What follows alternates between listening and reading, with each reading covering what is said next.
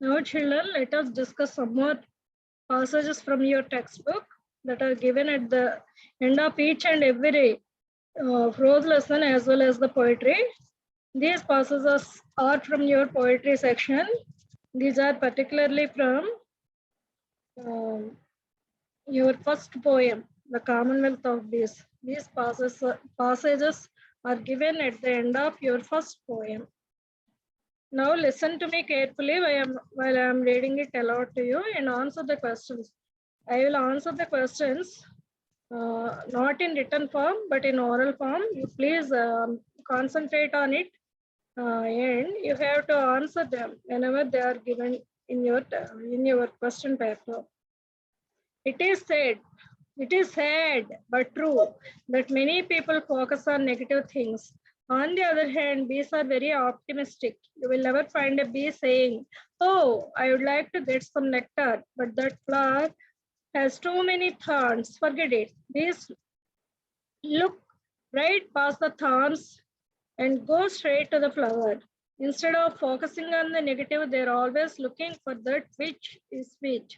Being positive also helps bees stay persistent when looking for nectar. Sometimes they have to travel for miles to find a flower full of nectar. They also have to deal with people shooing them away from their gardens. But have you noticed that they always come right back? They are focused on their mission of gathering sweet nectar, not the obstacles that stand in their way. Like this, you should also be optimistic. Your attitude to others is like a witness. You will always go after that which is positive and be a sweet example to everyone around you. Now answer the questions that followed after the passes.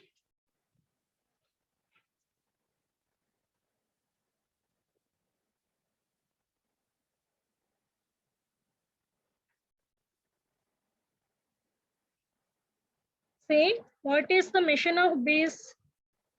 Gathering nectar. What do people focus on? Generally, people focus on negative, What helps bees to stay persistent? being positive or positive attitude. Find the word in the passage which means continuing. Persist, Write the antonym of the word optimistic. Okay, let us look into the second passage. Many people think of bees simply as a summertime nuisance, but these small and hardworking insects actually make it possible for many of your favorite foods to reach your table. From apples to almonds to the pumpkin in our pumpkin pies, we have bees to thank. No, a condition known as colony collapse disorder is causing bee populations to plummet, which means these foods are also at risk. In the United States alone, more than 25% of the managed honeybee population has disappeared since 1990. Researchers think this colony collapse disorder may be caused by global warming, pesticide use, and habitat loss. These are one of a myriad of other animals, including birds, bats, beetles, and butterflies, called pollinators. Pollinators transfer pollen and seeds from one plant to another, fertilizing the plant so it can grow and produce food. Cross pollination helps at least 30% of the world's crops and 90% of our wild plants to thrive. Without bees to spread seeds, many plants, including food crops, would die off.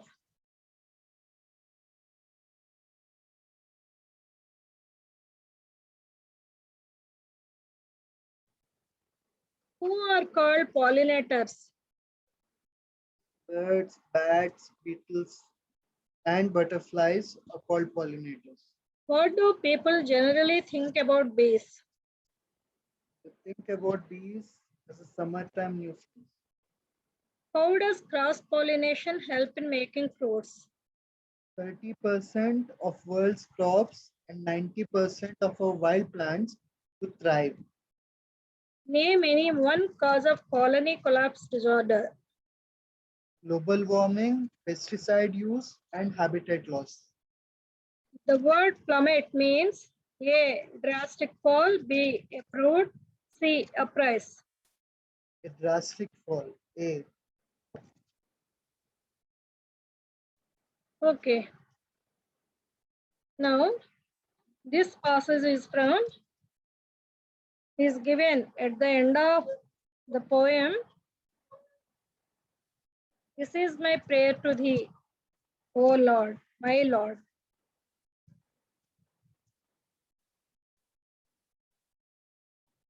No. It is given at the end of the poem.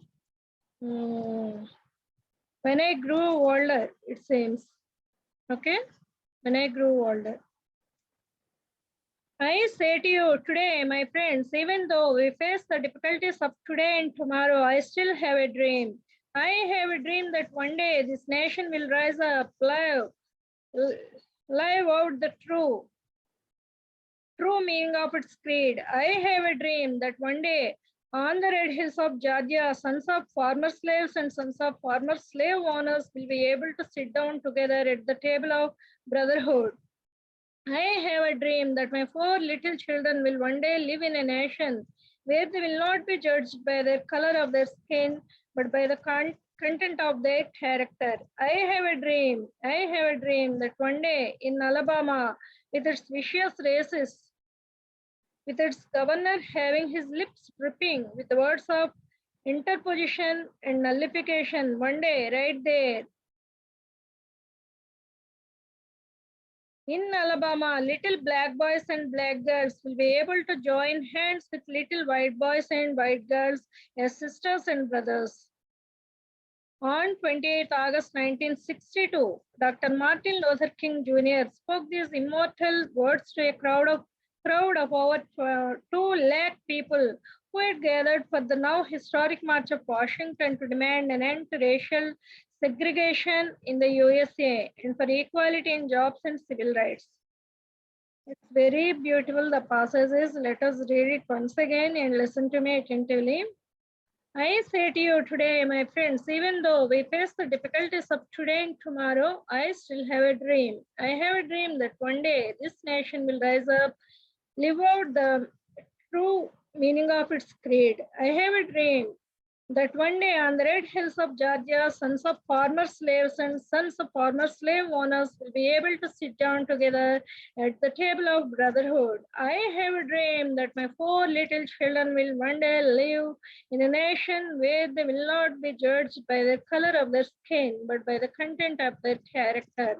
I have a dream that one day in Alabama, with its vicious races, with its governor having his lips dripping with the words of interposition and nullification, one day right there in Alabama, little black boys and black girls will be able to join hands with little white boys and white girls as sisters and brothers.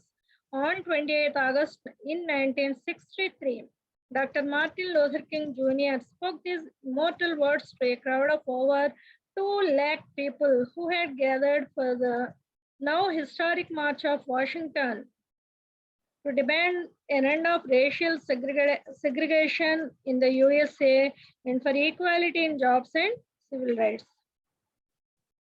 Come.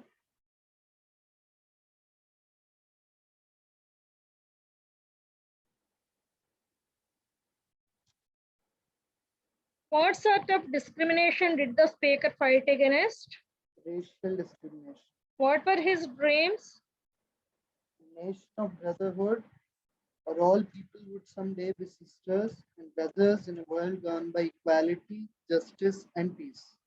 The speaker used rhetorical technique of repetition in his speech. Find the phrase repeated in the passage. I have a dream. Who is the speaker? Dr. Martin Luther King Jr. Locate the word in the passage which means a person who shows discrimination against people of the race of other races. Yes. Okay. Now let us look into the second passage from the same page. Same page.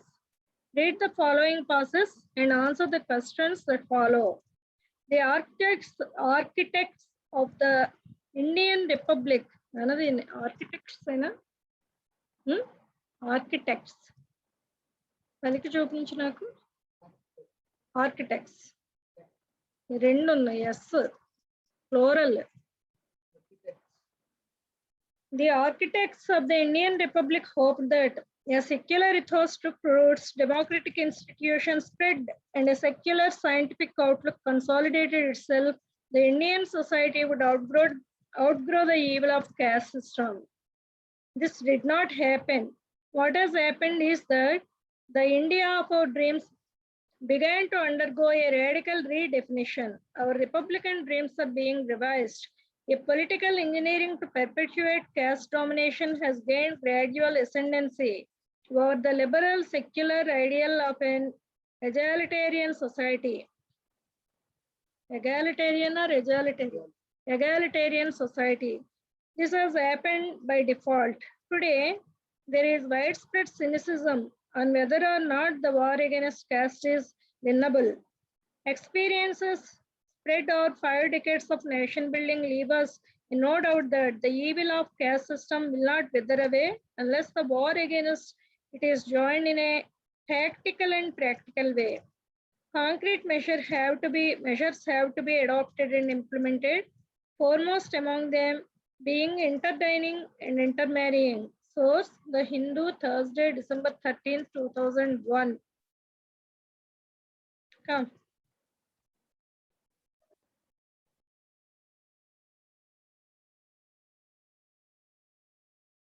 What did the architects of the Indian Republic hope? That the Indian society would outgrow the evil of caste system. A society characterized by social equality and equal rights for all people is known as Egalitarian society. What are the concrete measures mentioned in the passage to curb caste system? Interdining and intermarrying. What happened to our republican dreams? Revised. Revised? Redefined. Revised or redefined? Write the antonym of the word secular. Religious or non-secular. Okay. And these passages are given at the end of the poem. This is my prayer to thee, O my Lord, my God. See here, read the following passage and answer the questions given below. Rabindranath Tagore's family outlook on religion and life was influenced by the Upanishads and the Bhagavad Gita. When Rabindranath Tagore was 12 and went to the Himalayas with his father, they chanted the Upanishads together. His father insisted that he should know the verses by heart. Rabindranath Tagore's writings are full of references to the Upanishads. The Upanishads are a collective of writings that were originally orally transmitted. Upanishad literally means sitting close to and implies listening closely to the mystic doctrines of a guru. It has also been translated as secret wisdom that includes philosophical discussions of concepts such as salvation, moksha or mukti, ultimate reality, Brahman, the individual soul, Atman, religion, beauty, essence, dharma.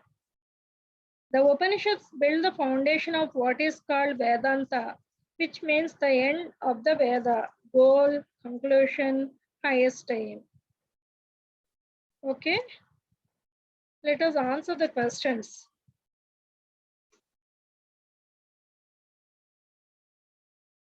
What influenced Tagore's religion and life? Tagore's religion and life were influenced by the Upanishads and the Bhagavad Gita. With whom did Tagore go to the Himalayas? At the age of 12, Tagore's father took him to the Himalayas. What does Upanishads literally mean?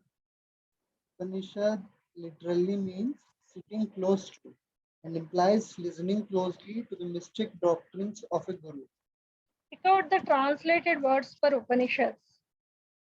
Secret wisdom. What part of speech is the word highest? Adjective. No? Read this passage. The second passage also from the same page, which is given at the end of the poem. This is my prayer to thee, my Lord. Listen to me attentively. Tagore insisted that education should be imparted in an atmosphere of nature with all its beauty, colors, sounds, forms, and such other manifestations. In his opinion, education in natural surroundings develops intimacy with the world and the power of communication with nature.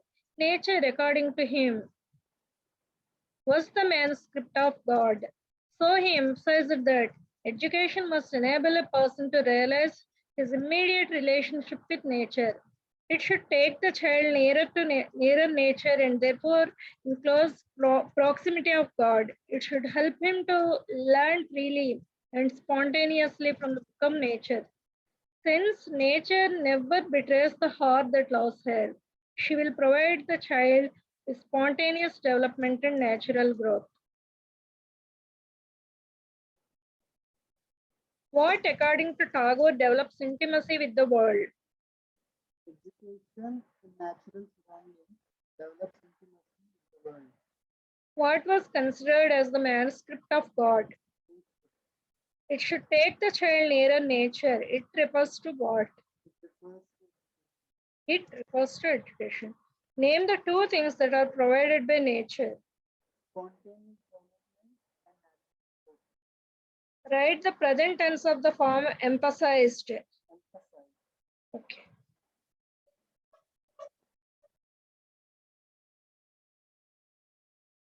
And some more passages are there. Try to find out an answer. Try to find out the passages, get through them, and try to answer them. Okay, children? This unseen comprehension passages, the topic which will be given for 10 marks, 5 and 5 from your textbook. Actually, they are not unseen, but they are seen. And you have to practice all the passages thoroughly in order to answer them in a correct manner, answer them in a proper manner to acquire 10 marks in your examination. Okay, let us close it. Let us close the topic itself for 10 marks topic. Okay, thank you.